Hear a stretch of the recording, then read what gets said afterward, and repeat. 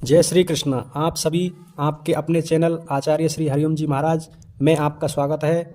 माँ जगदम्बा सदैव अपनी कृपा आप पर बनाए रखें। दोस्तों, भाद्रपद मास की कृष्ण पक्ष की एकादशी तिथि को एकादशी तिथि कहा जाता है। शास्त्रों के अनुसार आज एकादशी का व्रत धारण करके विधि विधान से जगत के पालनहार भगवान श्री विष्णु की पूजा करने से अश्वमेध यज्ञ के बराबर फल माना जाता है। इसलिए ये एकादशी बहुत ही श्रेष्ठ मानी जाती है। भाद्रपद मास की कृष्ण पक्ष की एकादशी का व्रत अगर आप करते हैं तो अत्यंत ही श्रेष्ठ है। अगर आप किसी भी कारणवश इस एकादशी का व्रत नहीं कर पाते हैं तो आज के दिन भगवान श्री कृष्ण की अर्चना पूजा मात्र से आपके जीवन की समस्त मनोकामनाएं पूर्ण होती हैं, समस्त प्रकार के दुखों का समापन हो जाता है और सुख समृद्धि सौभाग्य की प्राप्ति होती है। इसलिए अगर आप आज के दिन व्रत नहीं कर पाते हैं किसी भी कारणवश तो आज के दिन भगवान विष्णु की पूजा आराधना जरूर कीजिए। आप भोजन सात्विक करना चाहिए। एकादशी के दिन भूल से भी लहसुन प्याज का सेवन नहीं करना चाहिए। मांस मदिरा का सेवन नहीं करना चाहिए। पूरी तरह से शुद्धता के साथ और सात्विकता के साथ आप भोजन कीजिए। उसके बाद अगर आज भगवान श्री विष्णु की पूजा अर्चना करते हैं तो इतने मात्र से ही भगवान श्री हरि विष्णु की असीम कृपा प्राप्त होती है। आपके मन की चाहे कोई भी कामना हो भगवान श्री विष्णु की पूजा आराधना से तो इतने मात्र से ही पूर्ण हो जाती है।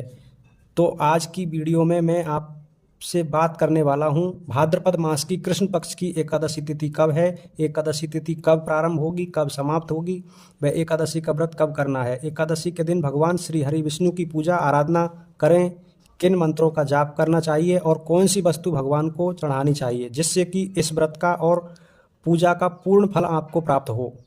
और जिस भी मनोकामना से ये व्रत धारण कर रहे हैं या फिर बिना व्रत धारण किए भी पूजा आराधना कर रहे हैं तो वो आपको मनोकामना पूर्ण हो, इसके लिए आज विशेष क्या करना चाहिए तो संपूर्ण जानकारी एकादशी व्रत से संबंधित आज की वीडियो में शेयर करने वाला हूं, इसलिए वीडियो को पूरा ज़रूर देखिएगा। अगर आपको आज की वीडियो अच्छी लगे तो लाइक भी ज़रूर कीजिए। दोस्तों, आपके लाइक कमेंट बहुत ही महत्वपूर्ण होते हैं क्योंकि ये एकमात्र जरिया है जिससे मुझे पता चलता है कि आज की वीडियो आपको पसंद आई है और आपके लिए उपयोगी है। अगर आपको आज की वीडियो अच्छी लगती है लाइक तो ज़रूर ही किया करें। और अब आप जानते हैं कि अजा एकादशी तिथि कब प्रारंभ हो रही है, कब समाप्त हो रही है और व्रत हमें कब धारण करना है। तो देखिए, एकादशी की तिथि प्रारंभ 29 अगस्त यानी कि बृहस्पतिवार के दिन देर रात्रि 1:19 पर और अगले दिन समाप्त होगी 30 अगस्त यानी कि दिन शुक्रवार को देर रात 1:37 पर।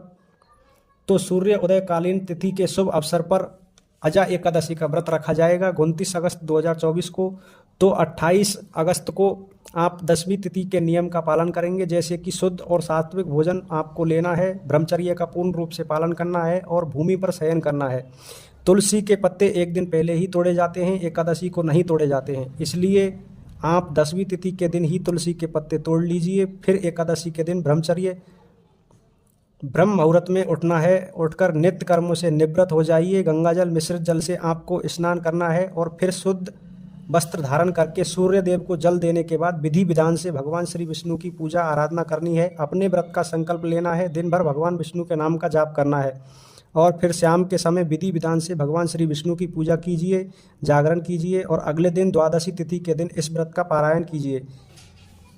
तो द्वादशी तिथि प्रारंभ हो रही है 30 अगस्त 2024 को प्रातःकाल 1:37 पर और द्वादशी तिथि समाप्त होने का समय है 31 अगस्त 2:25 पर। एकादशी का व्रत हरिवासर तिथि के समाप्ति पर खोला जाता है। तो हरिवासर की समाप्ति का समय है 30 अगस्त को सुबह 7:24 पर और व्रत खोलने का शुभ मुहूर्त आपको प्राप्त हो रहा है 30 अगस्त को सुबह 7:25 से सुबह 10 बजे तक। एकादशी व्रत का जब हम पालन करते हैं तो शुभ मुहूर्त का ध्यान जरूर रखना चाहिए, क्योंकि अगर हम व्रत का शुभ मुहूर्त में नहीं खोलते हैं तो हमारे किए गए व्रत का संपूर्ण फल हमें प्राप्त नहीं होता है। एकादशी व्रत की विधि जानने के लिए आने वाली वीडियो जरूर देखिएगा।